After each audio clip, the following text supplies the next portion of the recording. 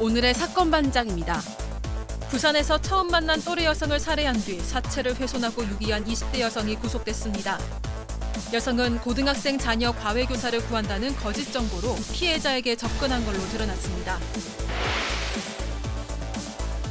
지난 26일 서울의 한 상가 지하주차장에서 30대 남성이 동거하던 40대 여성을 살해했습니다. 남성은 여성이 자신을 경찰에 신고한 데 화가 나 범행을 저질렀다며 모든 혐의를 인정했습니다. 초등학교 교사가 수업 중 학생들에게 선정적이고 폭력성이 짙은 일본 애니메이션을 보여준 뒤 감상문을 쓰게 했습니다. 심지어 교실에서 청소년 이용 불가 게임을 하기도 했습니다. 끄르렁 안녕하십니까? 백 변호사님, 네. 예, 아까 막 손대라고. 가족 회의에서 하던 네. 표현이 막 튀어나왔는데, 그러니까요. 날씨 덥죠? 너무 더워. 예. 너무 근데 더워, 이제 너무 더워. 이 연휴 기간 동안에 네. 아시겠지만 너무 끔찍한 사건들이 아유, 있었지 않습니까? 그렇죠. 그래서 오늘 준비한 이 방송 내용이 어쩔 수 없이 좀 그런 내용들이 있는데 날도 덥고 그렇죠. 사건도 그렇고 음. 이거 어쩌면 좋겠습니까? 뭐 저희가 어떻게 사건을 만들 수도 없고 참 어렵습니다. 네. 어렵습니다. 진짜 네. 오늘 방송 진짜 우리 가족 여러분들도 조금 마음 준비를 좀 해주시고 지켜봐 주셨으면 감사하겠네요. 자, 진실 추적자 사건 반장 시작합니다. 최근 의정부 지법에서 있었던 일인데요. 한 마약 사범이 자수까지 했는데도 감형이 안 되니까 에이 한국법 정말 X 같네 막 이렇게 쌍욕을 했다는 거죠. 자, 이걸 들은 판사님 바로 그 자리에서 징역 4개월 추가 땅땅땅땅. 예. 법정 모욕으로 말이죠. 자, 그런데 기사에 달린 댓글들 쭉 보면 재판부를 향한 비판이 더 많습니다. 가령 경찰 두들겨 패면 거의 집행유예인데 자기들 향한 욕설에는 추상같이 엄하다 뭐 이런 거죠. 자, 오늘 출연자 소개 올리죠. 예, 이자연 기자, 백성훈 변호사, 오윤성 순천향대 교수, 양지열 변호사, 그리고 박준혜 수호 선생님 나오셨습니다. 안녕하세요. 안녕하세요. 예, 사반 없이는 못 살아 영원히 가자 하신 김지윤님, 사반은 대체 공휴일, 대체 왜 쉬는 거죠? 월요일 정말 기다렸는데 섭섭해요 하신 손유섭님, 죄송합니다.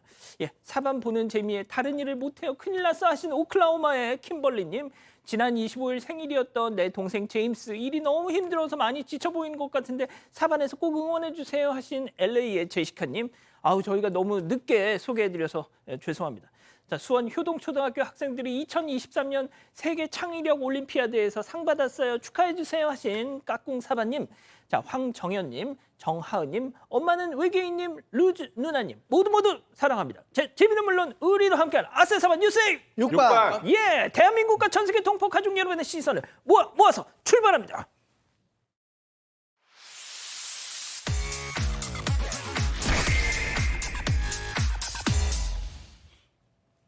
첫 번째 가보죠. 공포의 쇠구슬 테러입니다. 자, 한밤중 갑자기 깨진 유리창의 비밀 영상으로 만나보시죠. 자, 자정 무렵 차량에서 저렇게 차량 지금 들어왔어요. 차량에서 물건을 내리는 택배기사. 자, 배송을 마쳤으면 가야 되는데 갑자기 아파트 화단에서 자세 낮추더니 새총 발사! 예, 발사! 지금 화를 하고 그대로 도주를 합니다. 자, 신고받고 출동한 경찰, 현장과 CCTV 확인 뒤에 일대를 수색하고 있죠. 자, 마침 만났습니다. 자, 다른 장소에서 배송 준비들 중이던 택배기사를 발견하고 검거에 성공했습니다. 자, 지난번 인천 송도 그 고층 아파트에서도 맞은편 아파트를 향해서 새총 쏘고 했잖아요. 도대체 뭡니까 이것도? 글쎄 왜 그러는지 이제 수사를 해봐야 알겠지만 이게 지난 2일 날 서울 노원구에 있었던 일입니다. 보신 것처럼 아파트에서 택배기사분이 택배를 다 마치고 나서 그리고 가는 게 아니라 근처 화단에서 갑자기 유리창을 향해서 이 새총을 쏜 겁니다. 저게 어렸을 때 우리 가족을 둔 새총 생각하시면 큰일 나요. 그런 정도가 아니고요. 예. 하여튼 새총을 쐈다라는 신고를 접수하고 경찰에 출동해서 근처에서 또 다른 아파트에서 택배를 배송하려고 준비를 하고 있었던 거예요. 그나마 본인은 그런 적이 없다고 부인을 했다가 저 CCTV 영상 보여주니까 바로 자백을 했고 특수 재물 손괴 혐의를 받고 있습니다. 교수님, 무슨 앙심이 있었던 것도 아니고 그냥 그냥 아무도 상관없이 그냥 쐈어요. 저 무슨 심리입니까, 저게 도대체? 본인은 그렇게 얘기를 하고 있습니다. 택배 일을 하면서 그 고양이가 방해돼서 고양이를 쫓으려고 자기는 새총을 쐈다. 그래서 사실 창문을 쏠 생각은 없었다. 이렇게 얘기를 하고 있는데요. 실제로 이제 CCTV를 확인을 해 보니까 그 택배 기사가 아파트 현관 앞에서 오래 있었고 또 이제 고양이는 보이지 않았거든요. 근데 사실 이 사람이 어떻게 얘기를 했냐면 처음에 경찰이 물어봤을 때 아예 자기는 그런 짓을 하지 않았다라고 부인을 하다가 CCTV를 들이미니까 미니까. 이제 이 사람이 이 자기가 쏜 것은 뭔가 확실하니까 이유를 대야 될 거 아닙니까? 그렇죠. 그러니까 이제 사람에 대해서 쐈다라기보다는 동물에 대해서 자기는 쐈다라고 얘기하는 것이 조금 더 자기 죄를 갖다가 줄일 수 있는 뭐 그런 것으로 우리가 볼 수가 있는데 이 사람 같은 경우는 아마 이 택배 일을 하면서 그 이 많은 주민들하고 뭐 좋은 일도 있고 나쁜 일도 있을 수 있잖아요. 예. 그런데 이제 그 남들이 보지 않는 그런 곳에서 이 새총을 쏘고 자기는 아닌 것처럼 그렇게 행동을 하려고 하다가 이번에 딱 걸린 겁니다. 자, 뭐 그럼 고양이를 쏘면 되는 겁니까? 그건 안 되죠. 자, 다음 뉴스 이어갑니다. 옷 사는데 갑자기 퍽입니다. 자, 무슨 일이 있었던 걸까요? 영상으로 먼저 보시죠. 자, 샵에서 옷 구경 중인 저 외국인 여성, 예, 지금 보이시죠? 자, 그런데 한 여성이 옆에서 그 여성을 쳐다보더니 갑자기 발로 퍽 하고 늡니다. 뭐야 이거? 그러고는 36개 주랭랑. 어머머 뭐야 저 사람 하면서 이제 사장님이 지금 나오세요.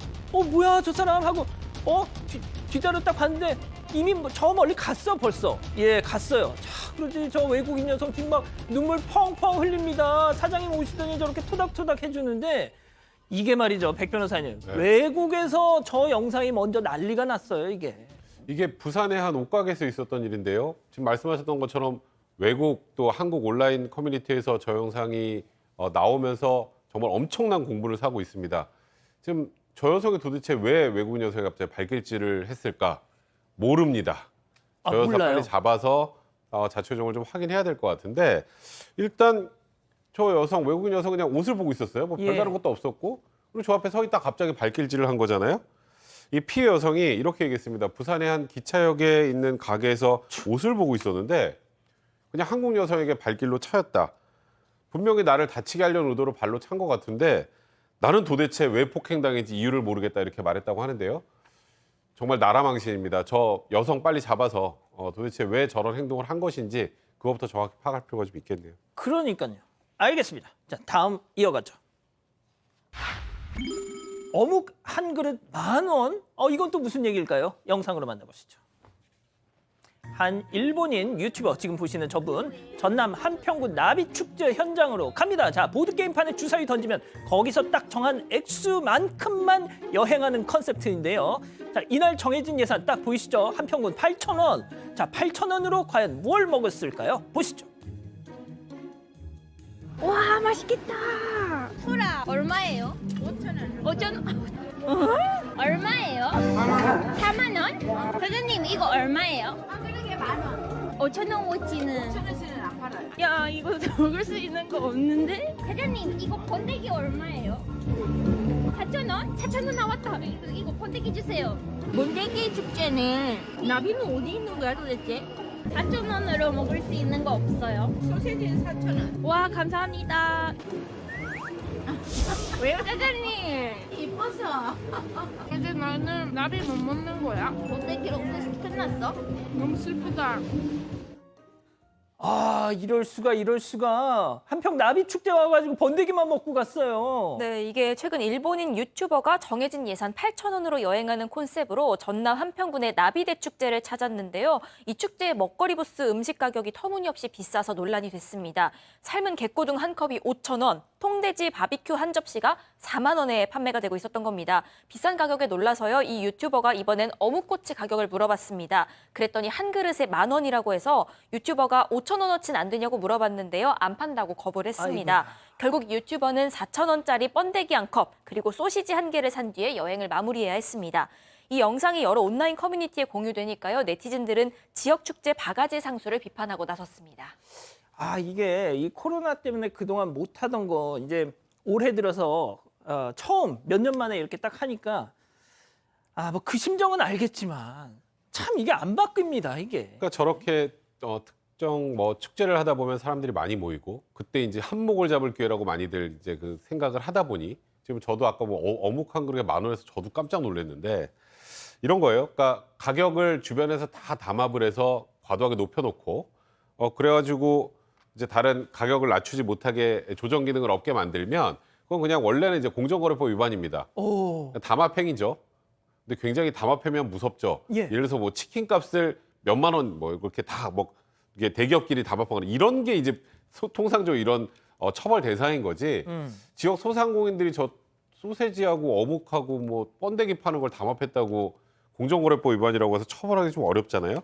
그러니까 현실적으로 뭐 입증도 어려울 뿐더러 법 적용이 어렵습니다. 그래서 계도 조치에 그치는 경우가 많은데 저것이야말로 좀 내부적으로 자정 기능을 거쳐서 정상적인 가격, 그냥 축제에 와서 많은 국민들이 즐길 수 있고 또 해외 관광에 가서 쉽게 편안하게 좀 즐길 수 있는 그런 상황을 좀 만들어 주셨으면 좋겠다는 생각이 듭니다. 지금 제가 이 백 변호사님 말씀하시는 동안에 우리 양재열 변호사님 보니까 팔짱을 이렇게 깎이고 에이 이러고 한 말씀 해주세요 그럼. 아니, 그러니까 축제잖아요. 그리고 여러 번 다시 한번 와야 매해 찾아와야 그 지방이 더 잘 되는 거 아닐까요? 저렇게 한번 왔다가 깜짝 놀라서 다시 안 오시면 그건 오히려 더 큰 손해가 아닐까 싶어요. 지역 주민분들께서 요즘 물가가 오른 건 다 알고 있지만 조금 더 생각을 더 해보셨으면 싶습니다. 그러니까요. 알겠습니다. 자 다음 이어가 보죠. 어린이날 기념 떡튀. 자 우리 사반 가족분께서 직접 제보해 주신 먹튀 사건입니다. 사진으로 만나보시죠. 자 어린이날 기념 딸아이 친구들에게 떡을 돌리겠다면서 저걸 주문한 고객 출발 전 사장이 입금 부탁 문자를 보내고 이후 고객이 전화로 돈 넣을게요 약속을 했는데요. 자 그런데 정해진 시간이 지나도 함흥차사야. 어머 집에 행사가 있었어요. 어머 깜빡했어. 어머머머 폰뱅킹이 안 되네 등등 이런저런 사정만 주야장천 참다 못한 이 떡집 사장님 경찰 신고했으니까 그런 줄 아세요. 딱 하자. 이게 입금할게요 해놓고 근 한 달째 지금까지도 감감무소식. 이거 도대체 뭘까요 도대체. 그러게요. 지금 아니 이게 어린이날에 지난 있었던 지가 일이 지금 언젠데. 예, 어린이날이면 지금 25일째잖아요. 그리고 저는 다른 것보다도 저 떡을 이 자신의 아이가 다니는 어린이집으로 보낸 거예요. 그러니까 자기의 아이도 있고 아이 친구들도 있는 곳에 어린이날 기념으로 20세트를 보냈다라는 건데 주문이 이게 일산인데 서대문구 쪽까지 보내달라고 하는 겁니다. 그러니까 이게 가게 사장님 입장에서는 아니 서대문까지 보내려면 그 배달비도 많이 나온다. 조금 거기서부터 좀 이상합니다. 거기서 이상한 거잖아요.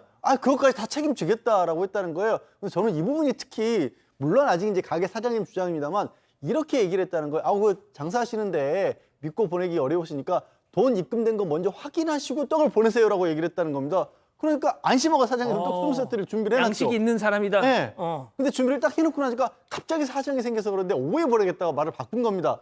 근데 어떻게 떡도 다 마련해놨고 저기 어린이날 친구야 잘 지내지 축하해 문구까지 만들어놨으니까 보낸 겁니다. 그때부터 말이 달라지기 시작한 거예요. 그게 30일까지 이어지고 있는 거고 심지어 저 주문한 분이 떡값 못 주면 내가 노래방을 운영하는데 그거 넘기겠다. 노래방 계약서를 보내주겠다. 뭐 이런 얘기를 했다라는 거예요. 이게 참 희한한 상황이네요. 빨리 입금하세요. 자 다음 넘어가죠. 차창 밖으로 쑥. 자 이번에도 사반 가족분께서 보내주신 영상 만나보시죠. 자 앞에 흰 차 주목해 주세요. 한 여성이 차창 밖으로 저렇게 쑥 내밀었어요. 다시 들어가는가 싶더니 이번에는 다른 여성이 창 밖으로 쑥. 자 친구가 그러니까 아까 첫 번째 나왔던 여성도 다시 쑥. 자 태어나서 차 처음 타는 걸까요? 저렇게 좋아합니다. 자 교수님, 대한민국에서 정규 교육을 받은 성인이라면 절에서는 안 된다는 거 다 알 텐데 말이죠. 그래서 이제 저게 벌건 대낮이니까 추정컨대 아마 좀 술 같은 것을 먹었을 가능성도 우리가 배제를 할 수가 없는데 지난주에 인천에서도 이제 그 차량 창문에 외국인들이 걸터 앉았지 맞습니다. 않습니까? 근데 이제 저 사람들은 내국인인지 외국인인지 그건 잘 모르겠습니다. 그런데 지난 26일 날 경기도 평택 고덕 방향에서 우리 그 제보자께서 직접 목격을 해서 이렇게 저희들한테 보내주신 건데 차량 창문에 앉아가지고 이제 상체를 갖다가 몸 밖으로 내미는 그런 행동들을 했고요. 그리고 이제 창문 밖으로 담배꽁초까지 던졌다라고 하는 거 보니까 술도 먹고 담배도 피면서 그야말로 이제 그 막 사는 것 같은데 저러다가 저런 경솔한 짓을 하다가 본인이 다치거나 죽을 수도 있고요. 만약에 떨어졌을 때 뒤에 있는 차에 의해서 또 다른 사람이 또 범죄를 갖다가 저지를 수도 있는 매우 위험한 행동을 하고 있는데 저 지금 뒤에 그 차 번호 나오지 않겠습니까? 예, 추적을 해가지고 뭘 벌금을 먹이든가 이렇게 해야 될 것 같습니다. 그러니까요. 알겠습니다. 자, 마지막 사연으로 가보죠. 시어머니는 우렁각시. 하하, 이건 또 무슨 얘기죠? 네, 부부 대신에 장을 봐주는 어머니의 행동이 잘못이냐 이런 남편의 사연입니다. 이들은 맞벌이 부부고요. 시부모님이 가까이에 사십니다. 그래서 가끔씩 장 볼 때 되면 시어머니가 이 집 장까지 다 이 집 들러서 냉장고를 훑어본 뒤에 이 부부 장까지 같이 봐준다고 합니다.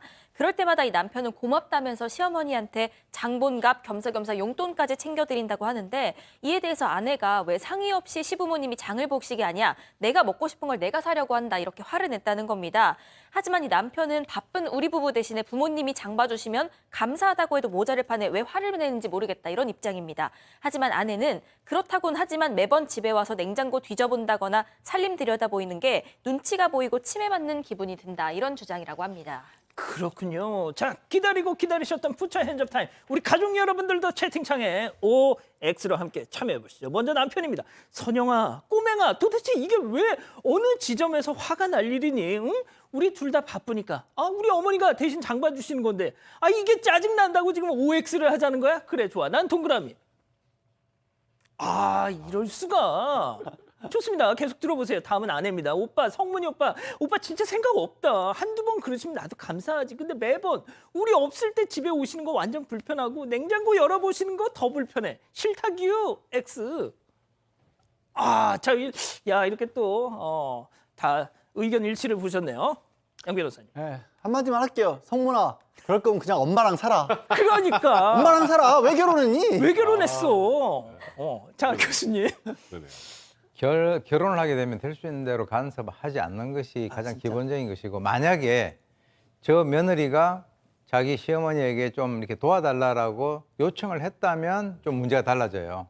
그런데 지금 이제 요청을 안 한 거잖아요. 그러니까 실제로 이제 여성의 가장 기본적인 심리를 여성인 시어머니가 잘 이해를 못 하시는 것 같은데 여성 같은 경우는 자신의 살림에 누가 손을 대는 걸 굉장히 싫어합니다.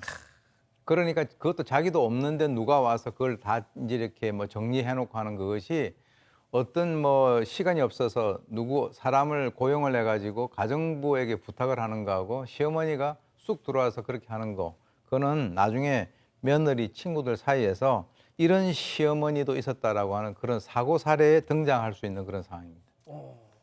자, 일단 백 변호사님 하나 좀 이제 확인을. 우리 백 변호사님은 어머님은 안 그러시죠? 네. 예. 말씀해 주시죠. 아까 저희 그러셔가지고. 일단 저게 예를 들어서 이 아내분이 본인이 원하는 거를 추려놓은 상황을 어머님이 장을 봐온다. 이것도 아니고. 그럼 어머님이 장을 보면 누구 식성에 맞출까요? 뭐 아들 식성에 당연히 아들 식성에 맞추죠. 그러니까 이거는 그냥 엄마와 함께 사는 아들의 장이인 거지 이 아내와 이 남편의 장이 아니에요. 그리고 이제 이것 때문에 제가 실제로 엄청나게 심하게 부부싸움하는 경우도 제가 목격을 했어요. 거의 이 사례입니다. 진짜? 냉장고 들여다보는 것 때문에.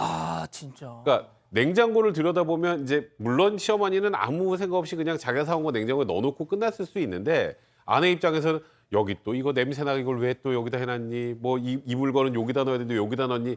이제 계속 감시받는 느낌이 든단 말이죠.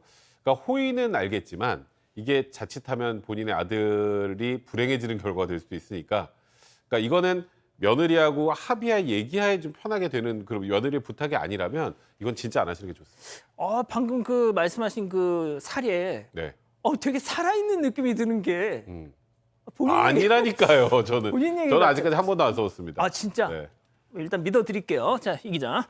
네, 일단 킹사이다님, 와 저걸 욕한다고 너무하다 이런 의견 주셨는데요. 리로리님, 하지 마세요. 감사한 건 남편 네 생각입니다 하셨습니다. 항상 너와 함께님 말만 들어도 피곤하네 하셨고요. 모리슈에나님, 이게 못됐다는 사람들은 장가가지 마라 이런 말씀 해주셨습니다. 그렇군요. 알겠습니다.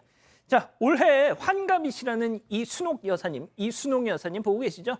요즘 이틀에 한 번씩 혈액 투석을 받고 계신다고요. 아이고, 건강이 더 나빠지기 전에 친구 부부를 꼭 찾고 싶으시다고 연락을 주셨습니다. 25년 전 남편이 필리핀으로 가게 돼서 가족과 함께 이민 간 친구 김봉금 부부, 어승환 부부를 찾고 계신데요. 자, 필리핀 사방 가족 여러분 꼭 좀 저희한테 연락 부탁드립니다. 콘드로이친 이젠 검증이 필요하겠죠. 어떤 콘드로이친인지 충분히 콘드로이친을 담았는지 기능성은 그건 기본 아닌가? 관절이 기억할 만하네. 이름값이란 이런 것. 관절엔 콘드로이친 1200. 이 라벨에는 특별한 힘이 있습니다. 당신이 무엇을 하든 멋지고 당당하게 만들죠. 심지어 아우, 잭시맥스? 잭시믹스. 자부심까지. 잭시믹스 라벨에 담긴 레벨의 차이. 어나더 라벨. 잭시믹스.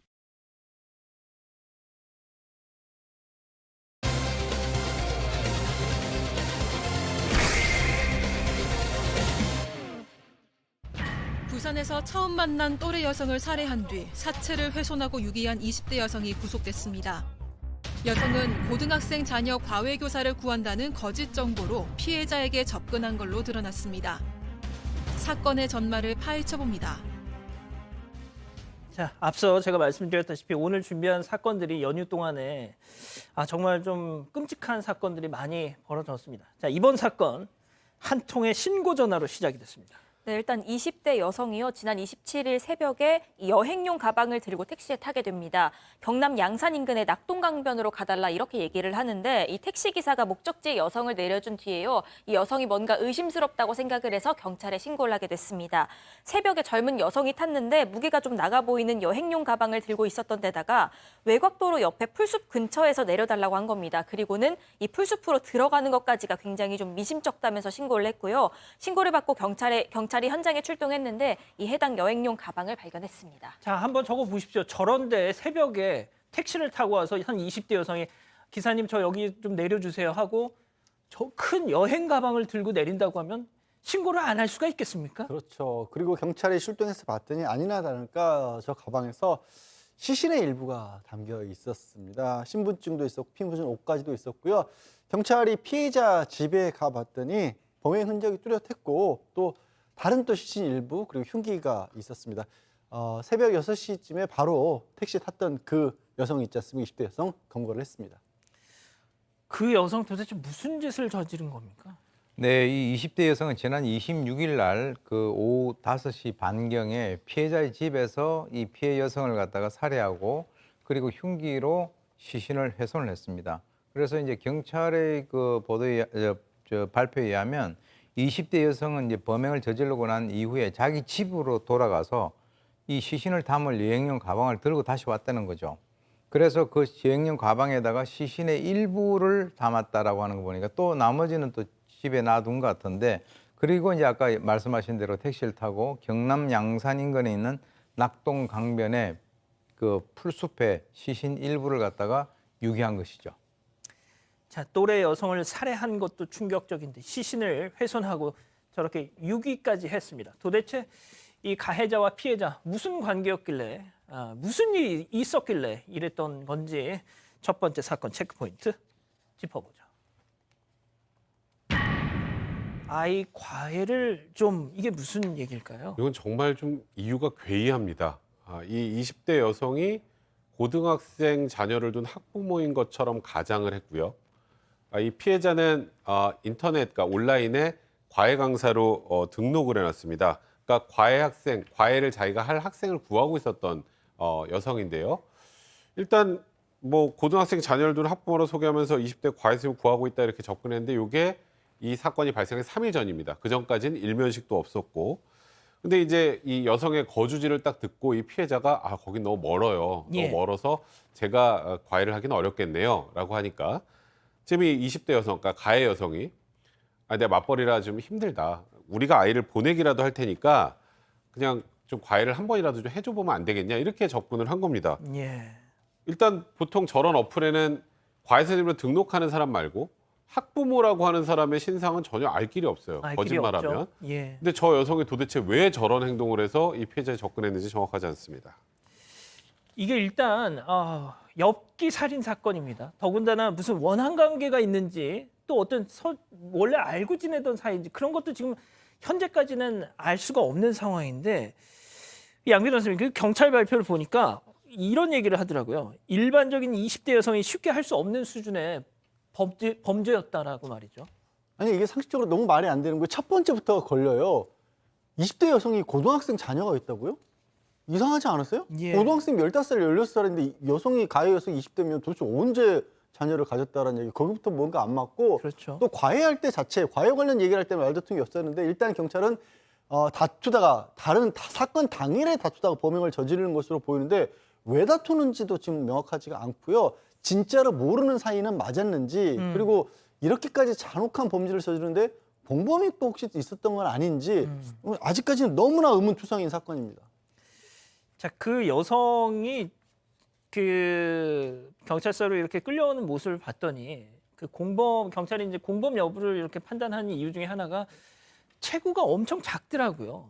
키가 커봐야 한 150대 초반 정도 돼 보이는 여성이었는데, 자 교수님, 일단 이 범행 자체는 끔찍하기 이를 데 없었지만 앞서 이제 택시 기사한테 이렇게 약간 의심을 샀던 부분이나 또 흉기도 피해자 집에 놓고 왔다고 하더라고요. 근데 지금 뭔가 좀 빈틈이 많이 보입니다. 이게 퍼즐이 잘 맞지 않는 그런 그 범행 같습니다. 왜 그러냐면 처음에 이 피해자에게 접근하는 그 방법 자체가 본인이 어떤 그 스토리를 만들어서 그 피해 여성에게 접근을 했고요. 그리고 이제 그날 처음 만난, 만약에 이 그 여성의 말이 옳다라고 한다면 그날 처음 만난 그 여성을 갖다 살해하고 또 시신을 훼손하고 유기했다라고 하는 이 자체가 굉장히 좀 그 이해하기 힘든 것인데 본인은 우발적 범행이었다라고 이렇게 주장을 하고 있습니다. 근데 우발적 범행이 아닌 이유가 있어요. 왜냐하면 처음부터 자기는 거짓말하고 접근했잖아요. 예. 우발적이라고 하는 것은 둘이가 뭐 같이 이렇게 지나가다가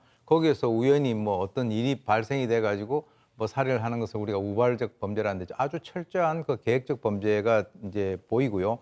그리고 이제 경찰이 또 이 시신을 갖다가 또 훼손까지 했다라고 하는 것을 보게 되면 이게 철저한 계획 범죄 또는 이제 그 사이코패스일 가능성에 대해서도 지금 그 여지를 남겨놓고 있는 그런 상황입니다. 그리고 피해자를 살해를 하게 되면 보통 이게 뭐 상당히 사람이 당황하게 되거든요. 그런데 크게 동요하는 그런 모습도 별로 없고 범행을 은폐하려고 그렇게 뭐 안에 집어넣고 택시를 불러서 거기까지 갔다라고 하는 거. 그런데 좀 특이한 것이 이제 경찰 수사에서 쭉 나온 것인데요. 이 20대 여성의 교우 관계가 거의 없었다. 그러니까 주위에 있는 사람들하고의 인간관계가 거의 없는 그런 상황에서 지금까지 살아왔다라고 한다면 혹시 혼자서 여러 가지 어떤 공상이라든가 환상 속에서 저런 일을 독자적으로 벌린 것은 아닐까라고 하는 그런 의심도 듭니다. 자, 지금 보시다시피 여성의 체구가 상당히 작은 편입니다.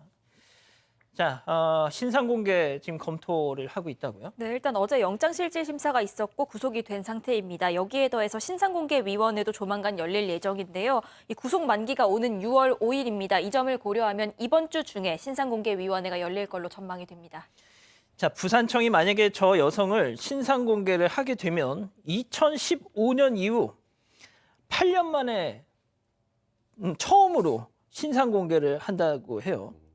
세상에 그동안 부산에서 얼마나 많은 사건들이 있었습니까? 자, 그런데 8년 만에 신상 공개라니. 자, 교수님.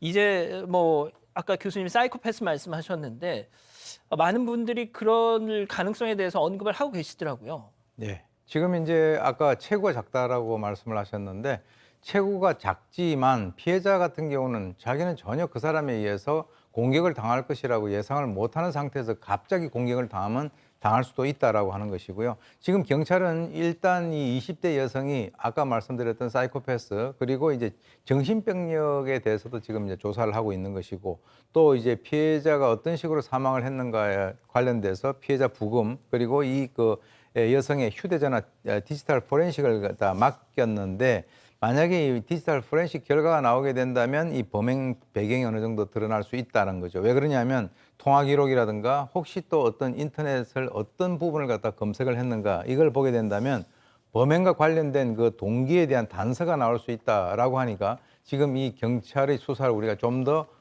관심을 가지고 지켜볼 필요가 있습니다. 알겠습니다. 신상 공개 만약 결정이 되면 그때 또 보도해 드리죠. 자, 첫 번째 사건 정리하고요. 두 번째 사건 이어갑니다.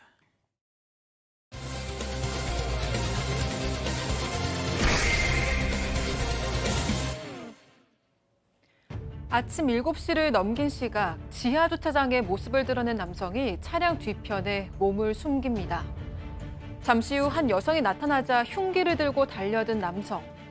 고통스러워하는 여성의 품에서 차 키를 뺏어 들고는 유유히 주차장을 빠져나가는데요. 그로부터 8시간이 지난 뒤 경찰이 남성을 체포했지만 여성은 이미 숨을 거둔 상태였습니다. 데이트 폭력 신고 때문에 혹시 보복하셨을까요? 맞는 것 같아요. 범행 왜 저지르셨습니까? 우발적이었어요. 살해 혐의 인정하십니까? 네, 인정해요. 그런데 여성은 이제 막 지구대를 나오는 길이었습니다. 경찰 조사를 마치고 나온 지 단 10분 만에 살해당했다는 건데요. 보복 범죄에도 무방비로 당할 수밖에 없었던 이유는 무엇이었을까요? 보복이었냐 하니까 맞는 것 같답니다. 맞는 것 같대요. 지가 저렇게 해놓고. 자, 일단 상황부터 좀 정리해보죠. 네, 지난 26일 오전 10시 40분쯤에 서울 금천구 시흥동의 한 상가 지하 주차장에서 신고가 들어옵니다. 이 관리사무소 직원이 순찰을 돌다가 이 바닥에 혈흔이 흥건한 걸 보고 신고를 한 건데요. 경찰이 CCTV를 돌려보니까 범행 장면이 약 3시간 전인 오전 7시쯤에 잡혔습니다. 한 남성이 승용차 뒤에 숨어서 누군가 오기를 기다리다가 이 차량에 탑승하려는 여성을 발견하고 곧장 달려들여서 수차례 흉기를 휘두른 거였습니다. 그런데 여성은 흉기로 찔린 뒤에도 의식을 잃지 않은 듯한 모습이 보였습니다. 하지만 이 남성은 아랑곳하지 않고 이 여성의 품에서 차키 등을 챙겼고요. 여성을 차에 태워서 현장을 빠져나갔습니다. 범행 8시간 만에 이 남성은 경기 파주시 야산 인근 공터에서 긴급 체포가 됐습니다. 그리고 이 남성이 타고 있던 차량의 뒷좌석에서는 여성의 시신이 발견이 됐습니다.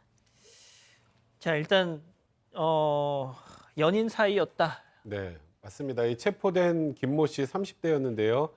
피해자 같은 경우 40대 여성이었고요.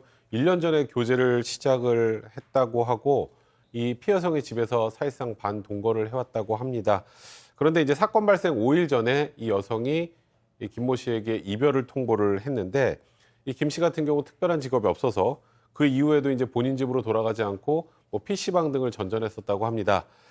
그리고 이제 범행 하루 전이었던 25일, 이제 그날 이 여성은 집에 없었는데 집에 찾아와서 이 여성에게 문자를 보냅니다.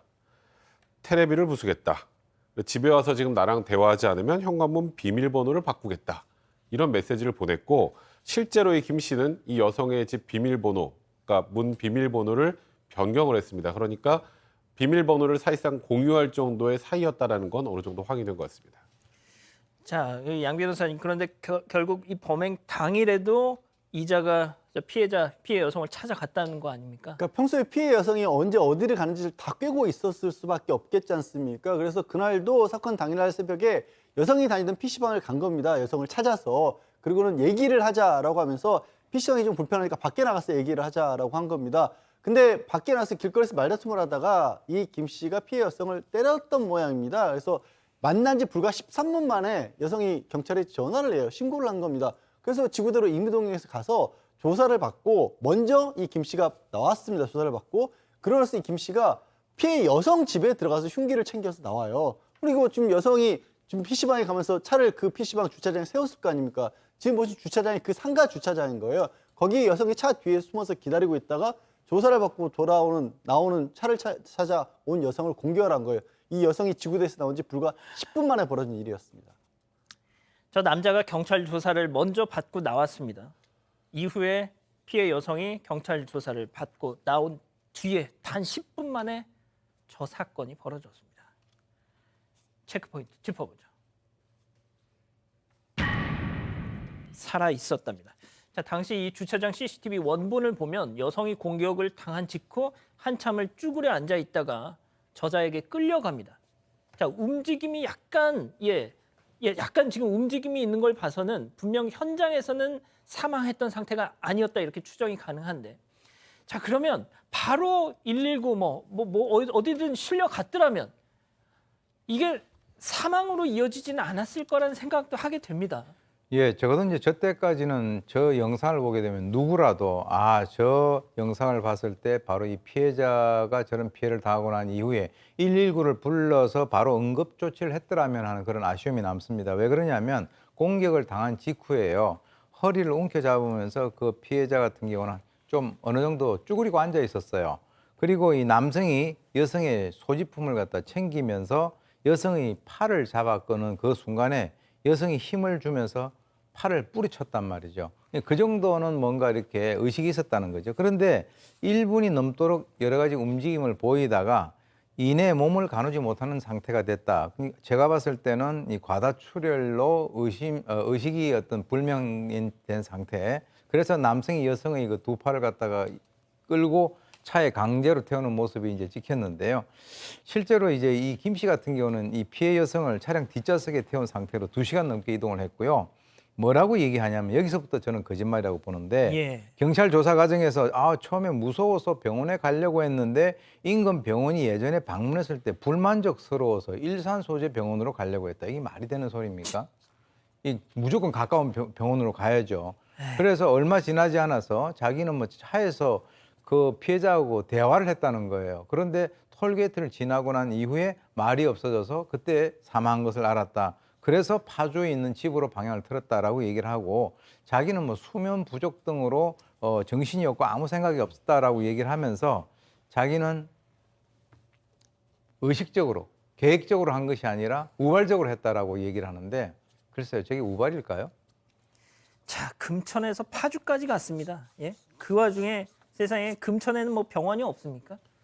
자, 그리고 행인 저기서 지금 사건 직후에 행인들 2명과 네. 마주치는 상황이 있었다면서요? 그래서 이 목격자들이 왜 신고하지 않았느냐라고 해서 인터넷상에서 이 목격자들을 비난한 얘기도 있던데 일단 좀 바로 잡긴 해야 될 것 같습니다. 일단 저 김 씨가 목격자들에게 거짓말을 했습니다. 그리고 목격자들은 아까 흉기로 공격하는 현장은 보지 못했던 것 같고요. 일단 저 김 씨가 여성을 질질 좀 끌고 가는 도중에 목자가 무슨 일이냐. 내가 경찰을 불러주겠다 하니까 여자친구가 임신 중인데 다쳤어요. 병원은 내 차로 가는 게 빠르니까 경찰 부르지 말아주세요. 그러니까 119 불러줄까요? 이런 또 목격자도 있었고요. 지금 보시는 것처럼 목격자 얘기도 뭐 나오는데 본 것처럼.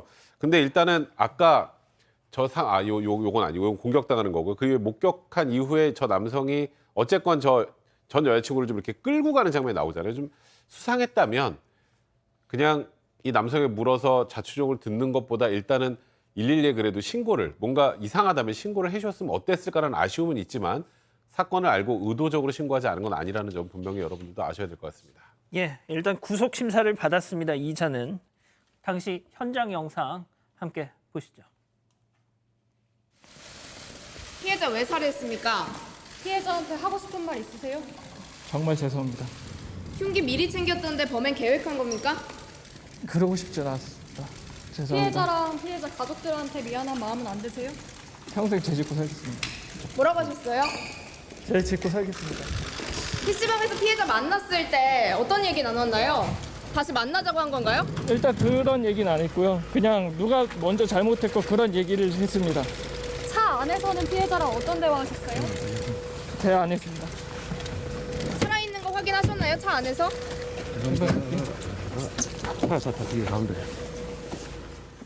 보통 미안하지 않으세요? 이렇게 물으면은 많은 또 나쁜 놈들이 죽을 죄를 졌습니다. 보통 이렇게라도 얘기하잖아요. 얘 보세요. 평생 죄 짓고 속죄하면서 살겠다요. 그러니까 죽을 생각을 안고 있는 겁니다. 예. 어차피 무기징역일 테니까. 잘해봤자. 자, 일단 현장 상황 영장이 발부되긴 했어요. 네, 지난 28일에 영장실질심사가 있었는데요. 이 긴급 체포될 당시만 하더라도 혈흔이 그대로 묻어있는 하늘색 티셔츠를 입고 있었습니다. 하지만 그 사이에 옷을 갈아입었는지 모자를 쓰고 저렇게 점퍼를 입고 모습을 드러냈습니다. 정말 죄송하다, 평생 속죄하며 살겠다 이런 취지로 답변을 했고요. 범행 사전에 계획했냐는 질문에 대해서는 그러고 싶지 않았다 이렇게 답을 합니다. 새벽 3시에 PC방에서 피해자랑 만났는데 어떤 얘기 나눴냐고 물으니까요. 그냥 누가 먼저 잘못했고 그런 얘기들만 했다고 답을 했습니다. 하지만 피해자가 살아있는 걸 차 안에서 확인을 했냐 이런 질문에는 답하지 않고 곧장 호송 차량에 탑승을 했습니다. 영장실질심사 끝난 뒤에는요. 속죄해야죠. 나는 억울하지 않다 이렇게 얘기하고 유치장으로 돌아갔습니다. 자, 양 변호사님, 일단 경찰의 대응을 일단 좀 지적을 안 할 수가 없는 것이 10분 뒤에 이런 일이 벌어졌습니다. 예? 근데 이게 이 사건을 보고도 다들 많이 그런 부분들을 많이 지적을 하고 있다고 합니다만 저는 좀 조심스러운 부분이 있어요. 그러니까 경찰 입장에서 봤었을 때 이런 비슷한 상황을 예견이라도 할 수 있었을까라는 걸 분명히 따져봐야 될 것 같긴 하거든요. 지금 그런 일이 벌어지기 때문에 이런 일이 벌어질 때마다 경찰이 판단할 수 있는 건 이제 판단할 수 있는 리스트, 체크리스트 같은 게 있습니다. 거기에 두 가지 경우가 대표적으로 있는데 하나는 스토킹 처벌에 관한 법률에 의해서 보호 조치를 취하거나 아니면 가정폭력일 경우인데 스토킹을 했던 건 아니라고 하고요. 처음에 만나서 길거리에서 이게 폭행을 당했다고 하는데 심한 상처가 있거나 하지는 않았기 때문에 단순 폭행이었던 겁니다. 단순 폭행을 아시다시피 내가 처벌을 원하지 않는다고 하면 더 이상 경찰이 할 수 있는 게 없어요. 이 피해자도 처벌을 원하지 않는다라고 했고 가정폭력, 이게 이제 그 연인 간의 이런 폭력에 있어서 이 부분을 많이 지적을 하는데 가정폭력에 해당하면 경찰이 조금 더 적극적으로 사람을 잡아둘 수가 있거든요. 근데 사실혼도 아니고 그냥 연인 관계였기 때문에 분명히 아쉽긴 하지만 지금 단계에서 다짜고짜 경찰이 잘못했다고 말하기엔 저는 너무 이르다고 생각해요. 예, 저도 솔직히 이제 일단 처벌을 원하지 않는다라고 하니까 경찰도 저런 판단을 할 수밖에 없었던 것 같긴 한데 교수님 마지막으로 좀 정리 좀 해주시죠. 네, 사실 이제 이 피해자가 처벌을 원치 않는다라고 얘기했고요. 그리고 이제 어디 쉘터 같은데 좀 가겠느냐라고 했을 때도 이제 그 여성이 아무래도 이제 이 피해자하고 이 가해자하고 한 10년 정도의 나이 차이가 되니까 아무래도 여성이 이제 나이가 더 많은 입장에서는 굳이 그렇게 하지 않겠다. 그리고 이제 스마트워치를 제공을 해 주는 것에 대해서도 됐다라고 이렇게 얘기했으니까 아마 경찰에서는 이런 일이 이제 발생이 되니까 경찰에 대해서 이제 책임을 이제 얘기를 하는 것인데 사실 참 그렇다고 해서 이 남성을 갖다가 이것을 미리 예측을 해서 어떤 긴급 체포를 한다든가 이렇게 하게 되면 또 그것이 여러 가지 어떤 문제가 될 수 있기 때문에 그런데요. 결과적으로는 상당히 이제 불행한 일입니다. 제가 봤을 때는 이 남자가 하는 여러 가지 얘기들을 보게 되면 상당히 이상한 얘기들 많이 하지 않습니까? 자기는 우발적이었다 이렇게 얘기하는데 거기 뒤에 차 뒤에 이게 숨어서 한 10분 동안 기다린 것은 그건 우발이 아니죠. 제가 봤을 때 이 사람은 자기는 사형당하지 않는다라고 하는 아주 확실한 그런 신념을 가지고 있는 것 같습니다. 자, 처벌을 원하지 않는다. 많은 또 이런 피해자들이 보복을 우려해서 일단 그렇게 얘기하는 경우가 많지 않습니까? 일단 그런 부분을 이제 우리 경찰 여러분들도 좀 헤아려 주셨으면 좋겠고 무엇보다 이자 신상 공개 심의위원회 빨리 열었으면 좋겠어요. 이자의 신상에 대해서도 좀 알아야 되겠습니다. 자, 두 번째 사건 정리하고요. 세 번째 사건 이어갑니다.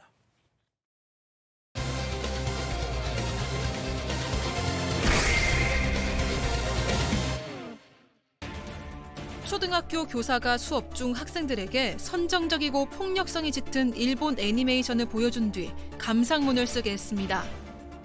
심지어 교실에서 청소년 이용 불가 게임을 하기도 했습니다. 어떻게 된 일인지 알아봅니다. 자, 요즘 참 교실에서 많은 일들이 벌어집니다. 네, 이번엔 강원도에 있는 한 초등학교에서 벌어진 일입니다. 5학년 담임교사가 지난해 3월부터 9월 말까지 일본 애니메이션 3편을 학생들에게 보여줬는데요. 이걸 교실 TV를 통해서 26차례에 걸쳐 보여줍니다. 그런데 그 내용이 문제가 됐습니다. 여성의 신체 일부가 노출되는 등 선정적인 부분도 있었고 또 동물을 죽이거나 팔이 잘리는 모습이 나오는 폭력적인 장면도 있었습니다. 자, 그럼 여기서 세 번째 사건 체크포인트 짚어보죠. 감상문 써와 설마 팔 사지가 잘리고 동물 죽이고 이런 애니메이션을 보고 이 교사는 본인이 좋아하는 애니메이션인지 잘 모르겠는데 아이들한테 그걸 보고 감상문까지 써오라고 했는데요. 이 지난해 3월부터 9월까지 26차례 저 교실 내에 있는 TV로 아이들을 시청하게 한 것도 모자라서 제대로 보고 감상문 써와 이렇게 얘기를 하고 그리고 또 본인이 좋아하는 걸 자꾸 하려는 것 같아요. 본인이 또 19금 게임을 하는데 게임을 또 저 교실에 있는 TV에 연결해가지고 본인이 게임하고 있는 걸 아이들이 보도록 하게 해서 아이들에게 큰 정신적 충격을 줬던 사건입니다. 아, 지금 딱 그 말씀하시네. 저도 그 애니메이션 뭔지 좀 궁금했는데 일단 저희가 그것까지는 파악을 못했는데 귀멸의 칼날이 아닐까. 이만큼 귀신 나오고 막 이거. 글쎄요. 예, 글쎄요입니다. 그거. 아, 참. 근데 여기서 그쳤으면 모르겠는데요. 이 선생님이 좀 더 심한 행동들을 하셨어요. 뭐냐면 수학 문제를 잘 못 푼다고 너 버려야 하면서 화장실 2분 내에 갔다 와. 타이머 딱 맞춰놓고. 군대에서 보통 그렇게 하는데. 아니 이게 초등학교 5학년 교실이에요. 그러고 나서 저도 이 뜨끔한데 수학 문제 못 푼다고 복습도 안 하냐? 밥은 왜 먹냐? 저 수학 되게 못했거든요. 되게 막 기분이 막 이상해지는데 그러면서 한 번은 또 이런 일도 있었답니다. 체육 교과서를 안 가져왔다고 해서 자 체육 교과서 안 가져왔으니까 활벌레 뛰기 2,000회 실시. 2,000회. 그래서 실제로 40분 동안 200회를 했대요, 학생이. 야. 이게 너무 좀 심한 일을 많이 하셨네요. 예. 아, 교수님 이게 좀 심한데요, 조금. 이 사람 교대에서 뭘 가르치고 뭘 배웠어요? 이 사람은 제가 봤을 때 일단 결론적으로 교사 자질이 전혀 없습니다. 자기 심풀이하기 위해서 자기 스트레스 해소를 하기 위해서 교사를 직업으로 택했다라고 얘기를 할 수밖에 없는데 이 사람은 제가 뭐 조심스럽게 그 추정컨대 가학성이 있어요. 아이들에 대해서도 어떻게 팔벌레 뛰기를 갖다 2,000회라는 게 그 말 자체가 그거는 이거 폭력적이고요. 근데 자기도 이제 좀 심하다 생각했는지 200회까지만 딱 시켰다. 2,000회를 못 해요. 성인도 못하죠. 못 합니다. 그리고 이제 성적인 그런 측면들도 자기가 교사라고 하는 그런 그 지위를 이용해서 아이들에게 어떻게 보면 성적 학대를 한 것으로 보는데 그야말로 아이들 대상으로 해서 자기가 교사라고 해서 자기 하고 싶은 대로 했네요. 교사 자격 없습니다. 예. 자, 백 변호사님, 네. 백 변호사님도 고등학교 때 학창 시절에 네. 야, 대학 못 가면 네가 사람이냐 뭐 이런 얘기 많이 들으셨잖아요. 그렇죠. 그래서 예. 많이 혼나고 뭐 많이 맞고. 근데 이분은 지금 요즘 초등학생한테 있을 수 없는 일이에요. 근데 저는 네가 밥은 왜 먹냐? 그러니까 그 전에 일단 아까 그 뭐 애니메이션 틀고 감상문 써오라고 하고 뭐 본인이 게임하는 거 보여주고 그 뒤에 했던 여러 가지들을 육체적 학대를 안 했다고 하더라도 이건 명백한 정서적 학대 행위입니다. 거기다가 아동 복지시설 종사자 같은 경우 아동 학대 가중 처벌이 되는데 그래서 이제 법원에서 벌금 1,000만 원이 선고가 됐는데요. 저는 이제 나머지는 좀 이제 뭐 벌금 1,000만 원까지는 납득이 되는데 뭐 범행을 인정하고 반성하는 점, 학대 행위 정도가 비교적 무겁지 않고 훈육 취지로 행한 점도 있다는 점 등을 참작해서 벌금 1,000만 원을 선고했다고 하는데 문제는 이제 아동 관련 기관에 대한 취업 제한 명령도 붙일 수 있는데 이건 특별한 사정이 있다고 판단해서 면제를 해줬다. 아까 조금 전에 오윤성 교수님 말씀하셨습니다만 이런 분이 과연 교사를 계속 하는 것이 맞는지 그게 과연 아이들에게 좋은 일인지를 한번 곰곰이 생각을 해봐야 될 것 같습니다. 예.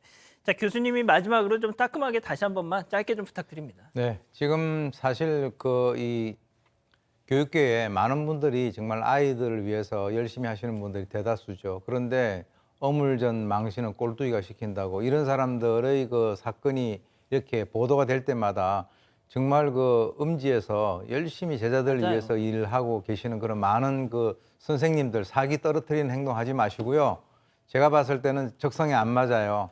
다른 데 가셔가지고 다른 일을 하시는 게 훨씬 더 나을 것 같습니다. 그렇군요. 알겠습니다. 세 번째 사건 이렇게 정리하고요. 사건 연구소 이어갑니다.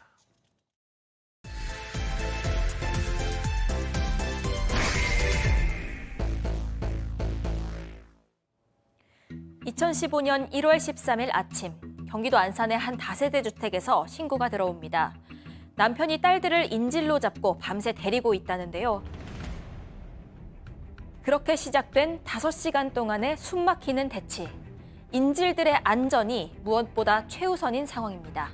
담배를 줄 테니 통화를 하게 해달라 이렇게 구슬러도 봤지만 딸들이 모두 무사한지는 끝내 확인이 되질 않습니다. 고민 끝에 결국 경찰 특공대는 진입을 결심합니다. 오늘 사건 연구소는 두 딸을 붙잡은 인질범 김상훈을 들여다봅니다. 자, 김상훈. 저는 이제 이 결론부터 말씀드리자면은 김상훈은 정말 사형 선고를 받았어야 할 놈입니다.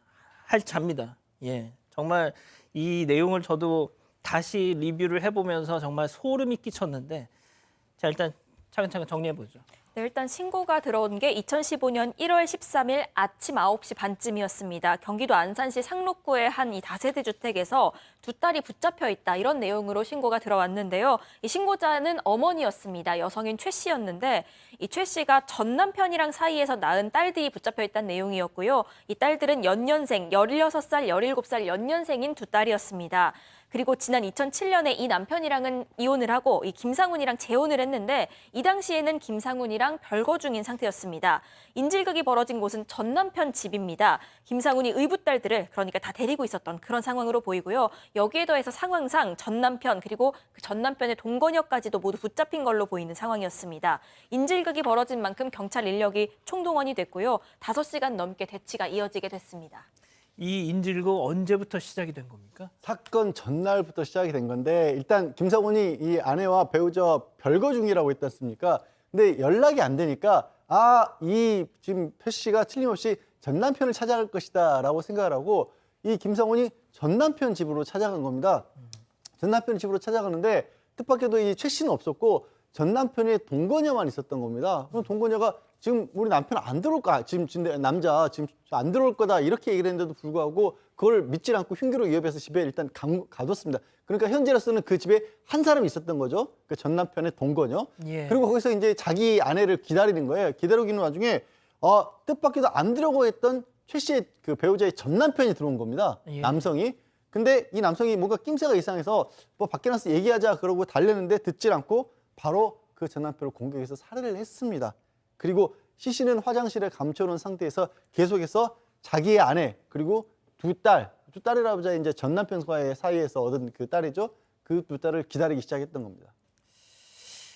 자, 백 변호사님. 네. 이제 뭐 이미 이 CG 표가 나가긴 했지만 두 딸이 문제입니다. 두 딸 이미 전 남편은 사망했고 말이죠.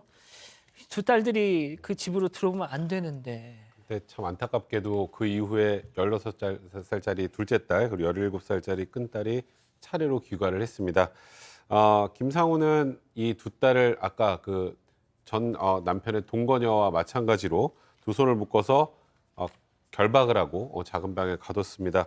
그리고 밤을 꼬박 새고 다음 날 아침에 이 처인 그 최 씨에게 전화를 합니다. 그 당시에 이제 처음으로 연락이 된 건데 신고하면 두 아이를 죽이겠다. 이렇게 협박을 합니다. 근데 그런 과정에서 말다툼이 이어지고 아마도 이 아내였던 최 씨는 경찰에 신고를 했던 것 같습니다. 이제 그 사이에 전화를 하는 과정에서 이 두 딸이 이제 필사의 힘으로 이제 결박을 풀고 탈출하려고 시도했는데 사실 힘이 부족하고 역부족이죠. 그래서 다시 김상훈의 결박이 됐고요. 딸들을 다시 묶고 이제 이 부인인 최 씨에게 전화를 했지만 최 씨가 이제 수신 거부를 해놓은 상황이었습니다. 아마 경찰에 신고한 이후에 수신 거부를 한 것 같은데 이때 이제 김상훈의 분노가 정말 크게 달했던 순간입니다. 다시 정리해드리죠. 자, 부인 최 씨와 재혼을 했습니다. 자, 그런데 재혼한 부인이 전 남편을 잊지 못하고 외도를 한다고 의심을 해서 이자가 전 남편의 집에 쳐들어가가지고 인질극을 벌인 거예요. 가족들을 상대로. 지금 보시다시피. 자, 교수님. 저 딸들이 저 두 딸 얼마나 무서웠을까요? 실제로 이제 이 최 씨하고 전화를 갖다가 지속적으로 하려고 하는 것이 김상훈의 목적이었는데 전화를 안 받으니까 격분해가지고 결국 이 둘째 딸을 살해하고 맙니다. 그래서 이제 그 사이에 사실 경찰은 그 사실을 몰랐어요. 그래서 경찰 인력이 들어오고 인질 협상 그 전문가들도 이제 거기에 와서 이제 대화를 갖다 시도를 하는데 이 김상훈이가 흥분했다가 욕을 했다가 자수하겠다라고 했다가 계속적으로 이제 번복을 합니다. 그런데 경찰의 입장에서는 담배를 넣어주면서 이 김상훈이하고 대화를 계속 이어져 나가고 있는데 그런데 말이죠. 이 둘째 그 딸의 목소리를 갖다가 들을 수가 없었어요. 그래서 상당히 좀 이게 불길한 그런 예감이 들었는데 그러던 중에 이 김상훈이가 자기가 직접 살해한 그 둘째 딸의 모습을 영상 통화로 그 여성에게 약 한 3초 정도 잠깐 보여준 거예요. 예. 그래서 경찰이 이때부터 사람이 이제 인명 피해가 발생이 됐구나라고 했고요. 두 딸 이외에 또 다른 그 여성들의 목소리를 갖다 듣고 난 뒤에 이 두 딸 말고도 또 다른 인질이 있다라고 하는 그 사실에 대해서 인지를 하게 됩니다. 자, 결론부터 말씀드리면 4명의 인질 가운데 2명이 사망했습니다. 살해됐어요. 자, 그러면 경찰도 일단 뭐 특공대를 넣든지 해서 뭐 어떤 결단을 내려야 되는 거 아닙니까? 네, 여기에 더해서 이 김상훈도 뭐 자수를 하겠다더니 번복하고 이걸 반복하다가 돌연 연락을 끊습니다. 결국 이 경찰이 특공대를 투입을 하기로 결정을 하는데요. 지금 창문으로 나오네요. 강제 진입을 합니다. 오후 2시 반쯤에 저렇게 들어가서 김상훈을 검거를 했습니다. 그렇게 최 씨 전 남편의 동거녀 같은 경우에는 23시간 동안 갇혀 있었는데 구출이 됐고요. 큰딸도 역시나 구조가 됐습니다. 여기에 더해서 사망자 2명도 있다는 게 파악이 됩니다. 바로 영장실질심사 받고 이후에 현장 검증까지 진행이 됐는데 이 당시에 이렇게 공개된 김상훈의 태도가 정말 많은 이들의 분노를 불러일으켰습니다. 당시 영상 준비되어 있는데 잠시 보고 가시죠.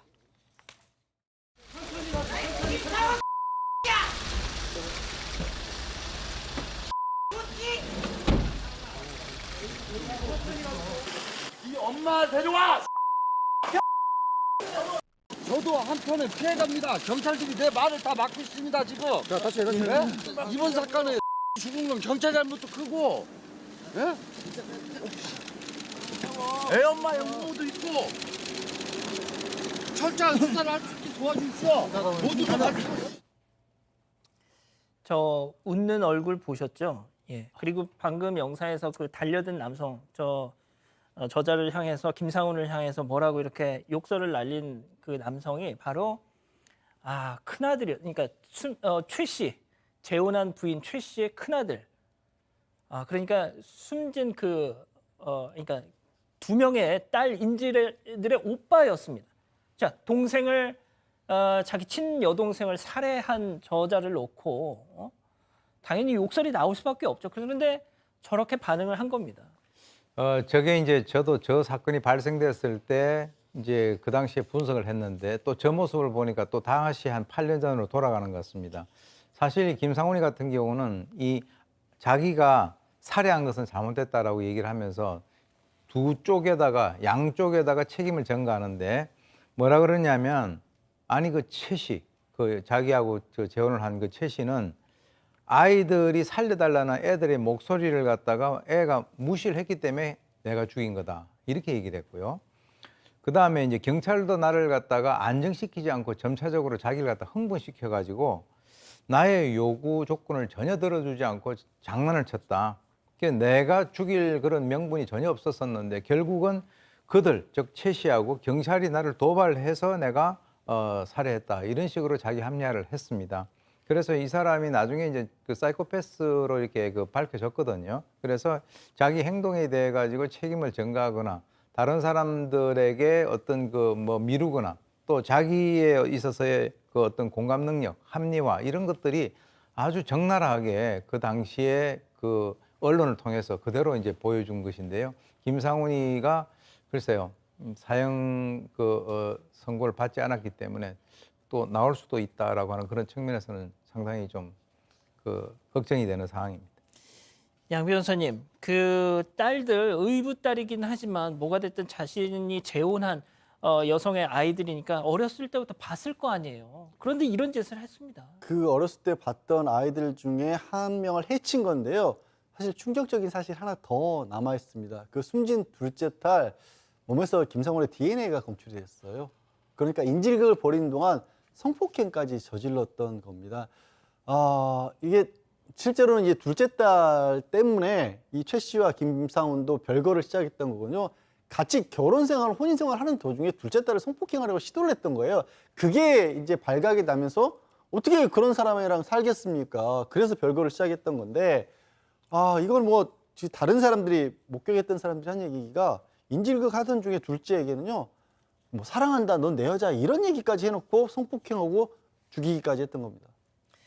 자, 이 기자, 이런 김상훈과는 뭐 결혼 생활이 최 씨가 뭐 순탄하지 않았겠죠? 네, 당연히 가정폭력도 있었습니다. 이 최 씨가 김상훈이랑 재혼한 직후부터 이 폭력이 있어 왔는데 일단 애초에 김상훈이랑 이 김상훈이 살해한 최 씨의 전 남편 이 둘은 의형제까지 맺은 굉장히 막역한 사이였습니다. 하지만 이 둘이 이혼을 하니까 그때 돼서 이 김상훈이 최 씨에게 접근을 한 겁니다. 만남을 가지다가 2007년에 혼인신고를 하게 됐는데 그렇게 결혼을 한 직후부터 돌변을 했습니다. 김상훈은 무직이었는데 최 씨에게 정말 경제적으로 전적으로 의존을 했고요. 최 씨가 김상훈의 도박빚도 여러 번 갚아줬다고 합니다. 하지만 툭하면 전 남편 만나고 왔냐면서 의심을 하고 폭행을 일삼았고 갈비뼈며 코뼈며 등이 골절이 된 적도 있었습니다. 가정폭력 신고도 이미 5차례 들어가 있던 상황이었습니다. 제가 좀 이 방송을 하면서도 좀 걱정이 되는 것이 그 유족분들이 이걸 보고 또 그 악몽이 다시 살아나지 않을까 좀 걱정입니다만 양 변호사님 뭐가 됐든 사건 당시에 그 큰딸 뭐가 됐든 인질 이 과정을 다 지켜봤던 그 큰딸분은 정말 정신적인 충격이 컸을 것 같아요. 그러게요. 진짜 말씀하신 것처럼 혹시라도 다시 저희 방송을 그분만은 보지 않았으면 좋겠다는 게 그 트라우마가 굉장히 심했어요. 한동안 실어증 증세까지 보였다라고 합니다. 왜냐하면 그 범행 과정을 다 지켜봤었고 숨진 동생의 시신과 5시간을 함께 머물러 있었던 거거든요. 이 전부터도 이 최 씨가 이제 김상훈을 두 딸들은 삼촌이라고 불렀대요. 큰 다음에 결혼을 했기 때문에 재혼을 했기 때문에 삼촌 만나면 피해라 신고해라 그렇게 했었는데 그런 불행한 어떤 경고가 통하지를 못했던 거죠. 백 변호사님 제가 시작하면서 이미 결론을 말해버려 가지고요. 맞아요. 뭐 김상훈 같은 경우 이 사고 발생 5일 전에 또 이 최 씨를 10시간 감금하면서 허벅지를 찌른 사건도 있었는데 그와 관련해서 내가 그건 잘못했다, 실수였다. 그리고 둘째 딸과의 성관계는 합의된 성관계였다. 인간의 탈을 쓰고 이런 얘기를 했다는 게 좀 이해가 되질 않는데요. 당연히 검찰은 사형을 구형을 했고 지금 말씀하셨던 것처럼 1심, 2심 그리고 대법원까지 거쳐서 최종적으로 무기징역이 확정이 됐습니다. 근데 항소심 판결문 중에 뭐 김상훈이 불우한 환경에서 자라고 반사회적 인격장애를 안고 있는데 다만 성범죄 전력이 없고 고혈압과 고지혈증을 앓고 있는 점이 참작됐다. 성범죄 전력 걸리지 않았을 뿐이지 과거에 둘째 딸 성폭행하려다 미수에 그쳤던 적 있지 않습니까? 저는 이런 판결문 부분은 이거는 감형을 위한 판결문이긴 한데 무기징역을 위해서 이게 과연 국민들의 감정에 맞는지에 대해서는 좀 의구심이 듭니다. 자, 혹시 우리 가족 여러분들 지금 보고 계신 가족 여러분들 중에 김상훈 근황에 대해서 좀 알고 계시는 분들이 있으면 저희한테 연락 좀 주세요. 제가 앞서도 말씀드렸지만 교수님, 이자는 사형 선고를 받았어야 하고 저는 집행도 됐어야 된다고 봅니다.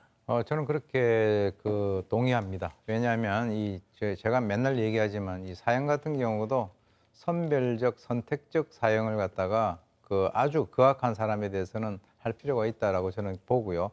그리고 이제 제가 잘 이해가 되지 않는 것이 검찰은 사형을 갖다 구형했는데 1심, 2심 그리고 이제 대법원을 거치면서 무기가 됐단 말이죠. 우리나라 같은 경우는 무기징역이 가석방이 없는 무기징역이 아니기 때문에 형기의 절반 이상을 갖다 하게 되면 이 사람이 만약에 안에 들어가서 1급 모범수가 되면은 또 도중에 나올 수도 있다라고 하는 그런 측면에서는 정말 상당히 걱정이 되고요.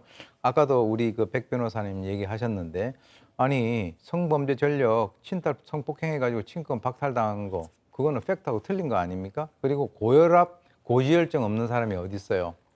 저렇게 어떤 범죄를 저지르면 그것이 어떻게 이렇게 감형의 이유가 되는가?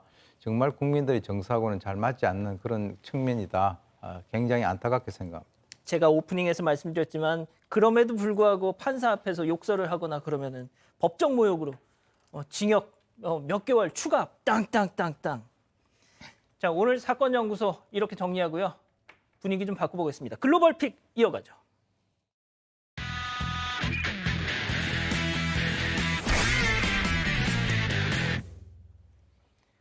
자, 오늘 첫 번째 글로벌 픽 중국 가보시죠. 네, 파란색 차량이 왼쪽 차선으로 합류하려고 방향 지시 등을 켭니다. 노란색 교통작업 트럭은 그런데 양보해줄 생각이 없는 것 같죠? 공간을 내어주지 않습니다. 그런데도 파란색 차량은 무리해서 비집고 들어가는 모습입니다. 결국 트럭이 옆 차선으로 옮기면서요, 이 도로 위에 시비가 일단락되나 싶었는데요.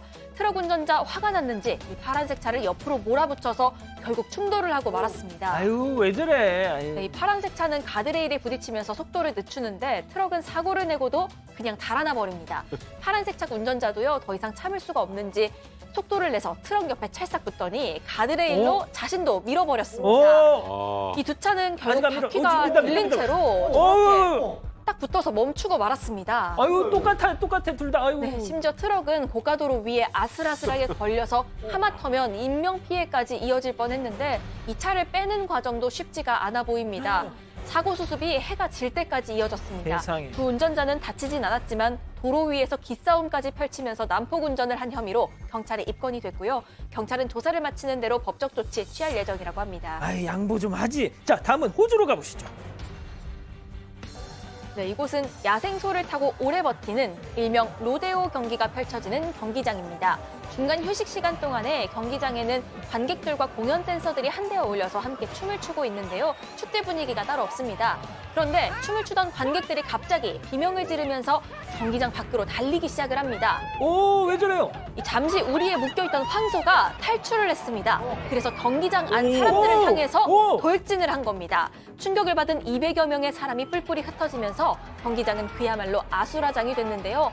어른들은 울타리를 쉽게 넘어서 경기장 밖으로 나옵니다. 하지만 어린아이들 도망가는 사람에게 짓밟혀서 아이고. 눈에 멍이 들고 코가 부러지기까지 했습니다. 한 관람객에 따르면 소 때문에 다친 사람보다 어른들에게 떠밀려서 다친 아이들이 더 많았다고 합니다. 이날 사고로 5살 여아와 30대 남성이 병원으로 이송이 됐고요. 15명이 부상을 입었다고 합니다. 아유, 애들부터 챙겼어야지. 네, 로데오 선수들이 서둘러서 흥분한 소를 잡기 위해서 나섰습니다. 더 큰 피해 없이 황소는 금방 제압이 됐다고 합니다. 경기 관계자는 황소가 어떻게 탈출했는지 조사 중이라고 합니다. 자, 다음은 미국으로 가보시죠. 네, 차 한 대가 자전거를 들이박아 버립니다. 깜짝이야. 자전거에 실렸던 물건들 바닥에 내동댕이 쳐졌고 이 넘어진 남성은 일어서자마자 물건들을 저렇게 바로 챙깁니다. 자, 차 문을 연 운전자는 사람을 쳐놓고도 적반하장으로 큰 소리를 치면서 내리는데요. 자기가 박았는데. 네, 그리고는 남성과 함께 이제 떨어진 물건을 줍기 시작합니다. 뭐예요 이거? 이 여성 한 손으로 자전거를 저 멀리 던져버리기까지 합니다. 아이고, 또 주운 물건들은 왜 저래? 자신의 차에 싣습니다.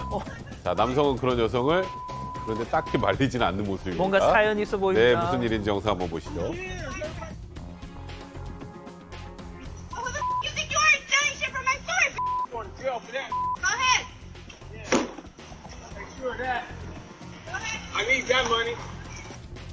네, 남성은 마트에서 물건을 훔쳐 달아나던 중이었고요. 여성은 바로 그 마트의 직원이었던 겁니다. 이해가 됩니다. 네, 이 영상 SNS 퍼지자 많은 누리꾼들 좀도둑을 직접 잡은 마트 직원에게 승진을 시켜줘야 된다. 이런 반응과 또 그래도 차로 사람을 치는 건 살인행위다. 이런 두 의견으로 갈리며 갑론을박이 이어졌습니다. 해당 지역 경찰서는 이번 사고로 신고된 건 없었고 해당 마트도 별다른 반응을 내놓지 않고 있다고 하네요. 알겠습니다. 마지막 픽 주인공 동물. 자, 이 기자 미국으로 가보시죠. 네, 한 여성이 울타리 너머에 있는 고양이를 발견했습니다. 이 여성은 재빨리 고양이에게 다가가서 이렇게 고양이를 품에 꼭 안고는 기뻐하는 모습입니다. 이걸 찍고 있던 남성도 훌쩍이는데 무슨 일일까요? 영상 한번 보시죠. Is it him? I can't. I can't believe we found him today. How did he get in here? I don't know, but you gotta get him. Oh my God, we were looking so hard for you. He goes, where'd you come from? 네, 이 부부랑 20년을 함께했던 고양이라고 합니다. 이틀 전에 집에서 사라졌는데 바로 이 공터에서 다시 찾은 겁니다. 세상에. 이 부부가 얼마 전에 이사를 했는데요. 이삿짐을 정리한다고 열어둔 문에 고양이가 그만 집을 나가서 길을 잃었던 거죠. 아이고. 심지어 이 고양이 올해 21살입니다.